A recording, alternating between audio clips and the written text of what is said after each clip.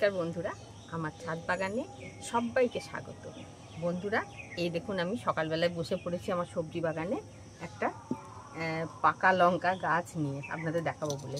দেখুন এই গাছটায় কী হারে লঙ্কা ধরেছে, এবং আমি তো খেয়েছি এতদিন, আর এইগুলো খেতে পারিনি যেগুলো পেকেছে। কি সুন্দর লাগছে না, ছোট্ট গাছ, ছোট্ট টবে পাকা পাকা লঙ্কা ধরে আছে। আবার এতগুলো তোলাও হয়ে গেছে আমার। এগুলো শুকিয়ে আমি সংরক্ষণ করব ফোড়ন দেওয়ার জন্য তরকারিতে। দেখুন আমি কিভাবে পরিচর্যা করেছি।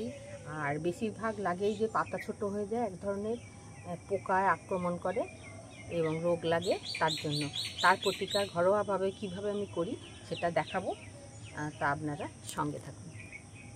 বন্ধুরা, এটা আমার ছাদ বাগানের লঙ্কা গাছ।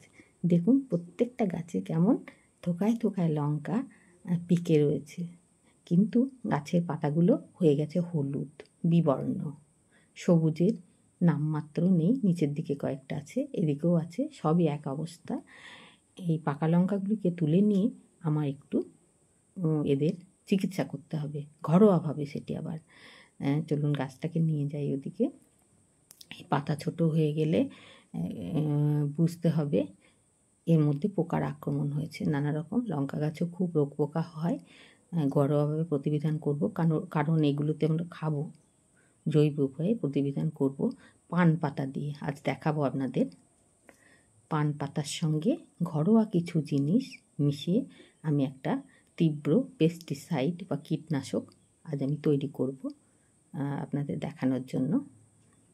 দেখুন বন্ধুরা, গাছটাকে দেখে কত সুন্দর লাগছে, আপনাদের দেখাবার জন্য নিয়ে আসলাম। কাঁচা লঙ্কা তো প্রচুর খেয়েছি। এই দেখুন আর একটা, এটাও দেখছি সুন্দর সতেজ ছিল কিছুদিন যাবৎ, পাতা ছোট হয়ে আসছে। আর এই দেখুন পাতায় বাঁকা, যেটা কার্ল ডিজিজ হয়, লিপ কার্ল ডিজিজ, সেটা আক্রমণ হয়েছে। এই পোকার জন্য, রোগ পোকা আমাকে নিবারণ করতে হবে। তা আমি পান পাতাকে সাহায্য নিয়ে কীভাবে করি দেখুন। বন্ধুরা, চলে এলাম আমার রান্নাঘরে।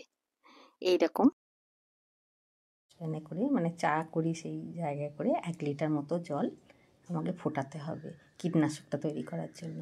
গরম জলই ফোটাতে হবে। তাই আমি গ্যাস চালু করে দিলাম, জলটা ফুটতে লাগলো। ফুটুক,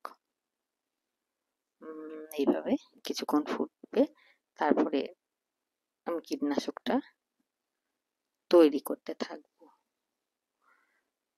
চলুন বন্ধুরা দেখে নিই কীভাবে আমি করব। এইবার গ্যাস অফ করে দিলাম, জলটা ফুটে গেছে, জলটা রাখি। এইবার সংগ্রহ করতে হবে আমার পান সংগ্রহ করতে আমাকে কোথাও যেতে হয়নি। দেখুন বন্ধুরা, আমার উঠোনে আমি পান ছায়ার মধ্যে পুঁতে রেখেছিলাম। পান বেশ কয়েকটা হয়েছে। এখানে আছে অপরাজিতা গাছ, তার তলায়, কারণ পান তো একটু ঠান্ডা জায়গা পছন্দ করে পান গাছ। কী সুন্দর হয়েছে পানটা, ছোট্ট লাগিয়েছিলাম, দেখুন 8-10টা পাতা হয়ে গেছে এর মধ্যে। তা পান সংগ্রহ করতে আমাকে দোকানে যাওয়ার দরকার নেই, আমি এখান থেকে 2টি পাতা ছিঁড়ে নেব। ছিঁড়তেও মায়া লাগছে, খুব সুন্দর হয়েছে পান পাতাগুলো, ঝকঝক করছে দেখুন। আচ্ছা, এখান থেকে আমি তাহলে 2টো পাতা ছিঁড়ে নিলাম। এই দেখুন 2টো পাতাতেই হয়ে যাবে আমার কীটনাশকটা তৈরি করা। চলুন আবার যাই আমরা আমার রান্নাঘরে। চলে আসলাম রান্নাঘরে। এরম একটা অ্যালুমিনিয়ামের পাত্র লাগবে, কারণ ফুটন্ত জল তো দেবো, গরম জল। প্লাস্টিকে দিলে যদি গলে টলে যায় বা খারাপ হয়। তারপর সেই পান পাতা 2টো তুলে আনলাম আমার নিজের লাগানো পান পাতা গাছ থেকে। 2টো পান পাতা নিয়ে আসলাম। আর লাগবে হ্যান্ড ওয়াশ, কিছুটা হ্যান্ড ওয়াশ লাগবে তৈরি করতে। পান পাতা তো দেখালাম, গরম জল, হলুদ লাগবে। হলুদ হচ্ছে অ্যান্টি ফাঙ্গাল এবং অ্যান্টি ব্যাকটেরিয়াল। লাগবে বেকিং সোডা একরকমের বিক্রিয়া করে রোগ পোকা এবং গাছের জীবাণুগুলোকে ধ্বংস করবে। লাগবে একটা চামচ, একটা লাগবে কাঁচি। দেখুন বন্ধুরা, এবার ফুটন্ত জলটা আমি ঢেলে দিলাম ওই অ্যালুমিনিয়ামের পাত্রের মধ্যে। একে একে আপনাদের দেখাই, আপনারা সঙ্গে থাকুন এবং মন দিয়ে দেখুন কীভাবে কীটনাশকটা তৈরি করি আমি। এইবার পান পাতাটা ওর মধ্যে, পান পাতা দুটো আর কি, এই ফুটন্ত জলের মধ্যে আমি কুচি কুচি করে কেটে দেবো। পান পাতার বহু উপকার, আগেকার দিনের মানুষ মুখ শুদ্ধি হিসাবে একে ব্যবহার করতেন। মুখের স্বাস্থ্যবিধানে খুব উপকারী পান পাতা। মুখে রোগ জীবাণু ধ্বংস করতে, লালার সঙ্গে মিশে মুখে যে দুর্গন্ধ সেটা দূর করতেও সাহায্য করে। এবার দিলাম হলুদ, আমার রান্নাঘরে ব্যবহার করা সেই হলুদ 2 চামচ মতো দিয়ে দিলাম ওর মধ্যে। হলুদ হচ্ছে অ্যান্টিব্যাকটেরিয়াল এবং অ্যান্টি ফাঙ্গাল, ফাঙ্গাসকেও দূর করে এবং গাছের যে ব্যাকটেরিয়া হয় গাছের গোড়ায় টোড়ায় বা ইয়েতে গাছের শাখা পোশাকায় সেগুলো দূর করে। হ্যাঁ, বলতে ভুলে গেছিলাম, প্রথমে একটা পেঁয়াজও লাগবে। একটা পেঁয়াজ কুচি কুচি করে চাকু দিয়ে কেটে আমি ওই জলের মধ্যে মেশাবো। দেখুন, পেঁয়াজও রোগ পোকা মারতে খুব সাহায্য করে। আমরা যখন পেঁয়াজ কাটি তখন আমাদের চোখ জ্বালা করে, দেখছেন এর মধ্যে আছে প্রচুর পরিমাণে সালফার। সেই সালফারের জন্য আমাদের চোখ জ্বালা করে এবং ওই সালফারটা গাছের রোগ পোকা দমন করতেও কাজে লেগে যাবে। ওই গরম জলের মধ্যেই পিস পিস করে কেটে আমি দিয়ে দিলাম, খোসা শুদ্ধ, অত নিখুঁত করে কাটিনি কারণ এটা 24 ঘন্টা ভিজবে। এবার দেবো আমি বেকিং সোডা। বেকিং সোডা 1 চামচ মতন দিয়ে দেবো। বৃষ্টি হচ্ছে তো গরমে জমে গেছে, একটু কুচিয়ে নিতে হবে।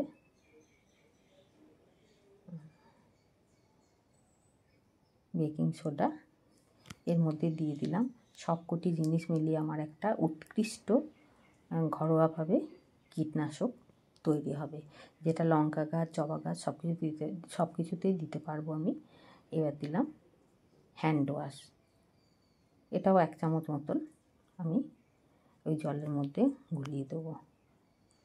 এই সবকটি জিনিসের বিক্রিয়া হয়ে একটা সুন্দর ঘরোয়া পদ্ধতিতে আমি